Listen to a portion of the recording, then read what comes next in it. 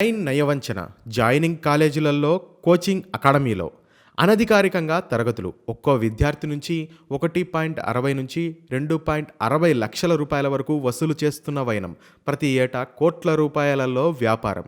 జీఎస్టీని ఎగవేస్తున్న nine education.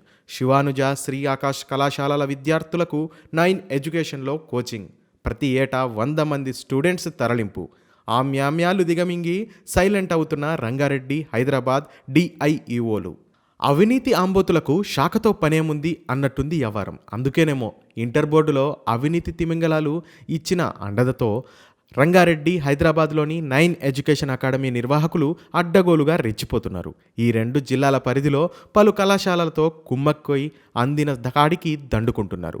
వీరి అక్రమ సంపాదనకు జిల్లా ఇంటర్మీడియట్ విద్యాధికారులు 2 చేతులా తమ వంతు సహకారాన్ని అందజేస్తున్నారు. నవ్విపోదురుగాక నాకేంటి సిగ్గు, చేసేది పూర్తిగా ఇజ్జత్ తక్కువ పని అయినా అందరూ తోడుదొంగలు కలిసి జరిగే అక్రమ వ్యాపారంలో ఎవరి వాటాలను వారు దర్జాగా పనిచేసుకుంటున్నారు. హైదరాబాద్, రంగారెడ్డి జిల్లాలలో నైన్ ఎడ్యుకేషన్ అకాడమీ 3 కోచింగ్ సెంటర్లను నడిపిస్తోంది. ఇంటర్ చదివే విద్యార్థులకు ఈ అకాడమీ ద్వారా ఐఐటి, జేఈఈ మెయిన్స్ కోసం కోచింగ్ ఇస్తుంటుంది. ఇందుకోసం ఒక్క విద్యార్థి నుంచి 1.60 నుంచి 2.60 లక్షల వరకు వసూలు చేస్తోంది. అయితే ఇంతవరకు ఓకే, కానీ ఈ అకాడమీ కోచింగ్ ఇస్తున్న విద్యార్థులు ఎక్కడి వారనేదే చర్చనీయాంశంగా మారింది. అకాడమీలో విద్యను అభ్యసించే విద్యార్థుల కోసం నైన్ ఎడ్యుకేషన్ అకాడమీ ఒక వ్యవస్థనే క్రియేట్ చేసుకుంది. హైదరాబాదు, రంగారెడ్డి జిల్లాలలో నైన్ ఎడ్యుకేషన్కు కొత్తపేట, నారాయణగూడ, కూకట్పల్లిలలో మొత్తం 3 కోచింగ్ సెంటర్లు ఉన్నాయి. వీటి ద్వారానే నైన్ యాజమాన్యం అక్రమంగా ప్రతి ఏటా కోట్లాది రూపాయలను సంపాదిస్తోంది.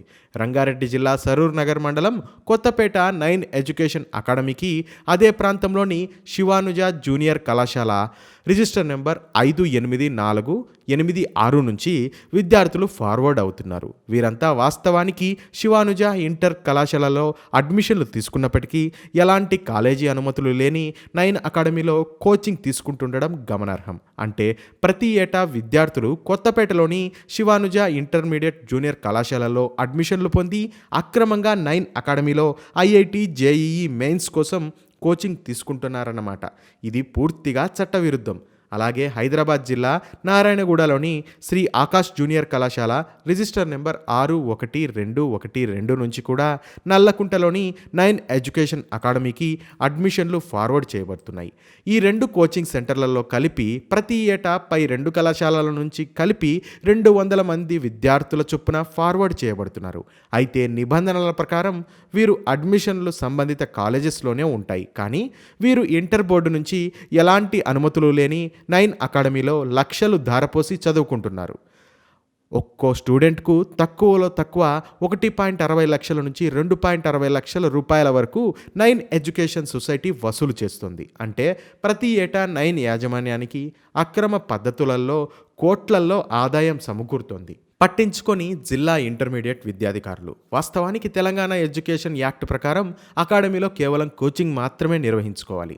అంతేగాక అకాడమీ అనే దానికి ఇప్పటి వరకు ప్రభుత్వం నుంచి ఎలాంటి క్లియరెన్స్ లేదు. కానీ ఇక్కడ ఇతర కళాశాలల్లో అడ్మిషన్లు తీసుకున్న విద్యార్థులకు అక్రమంగా నైన్ ఎడ్యుకేషన్ అకాడమీలో తప్పుడు మార్గాలలో కోచింగ్ ఇస్తున్నప్పటికీ రంగారెడ్డి, హైదరాబాద్ జిల్లా అధికారులు పట్టించుకోకపోవడం గమ్మత్తుగా ఉంది.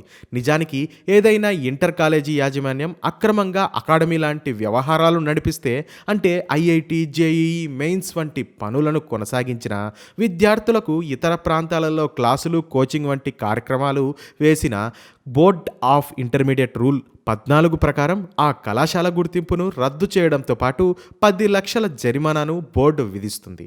అయితే శివానుజ జూనియర్ కళాశాల register number 584886, Sri Akash junior కళాశాల రిజిస్టర్ నెంబర్ 61212లు అన్ఆథరైజ్డ్ వ్యవహారాలకు పాల్పడుతున్న ఆయా జిల్లాల ఇంటర్మీడియట్ విద్యాధికారులు పట్టించుకోకపోవడం గమనార్హం. జీఎస్టీని ఎగ్గొడుతున్న అకాడమీలపై కఠిన చర్యలు తీసుకోవాలి. సిజేఎస్ రాష్ట్ర అధ్యక్షుడు మాసారం ప్రేమ్ కుమార్. హైదరాబాద్, రంగారెడ్డి జిల్లాల పరిధిలో జీఎస్టీని ఎగ్గొడుతున్న ప్రైవేట్ అకాడమీలపై కఠిన చర్యలు తీసుకోవాలని సిజేఎస్ రాష్ట్ర అధ్యక్షుడు మాసారం ప్రేమ్ కుమార్ డిమాండ్ చేశారు. ఆయా జూనియర్ కళాశాలలు నైన్ ఎడ్యుకేషన్ అకాడమీ చేసేదే దొంగ పనంటే విద్యార్థుల ద్వారా వచ్చిన ఆదాయం నుంచి నైన్ అకాడమీ ప్రభుత్వానికి కట్టాల్సిన జీఎస్టీని కూడా ఎగ్గొడుతున్నారు.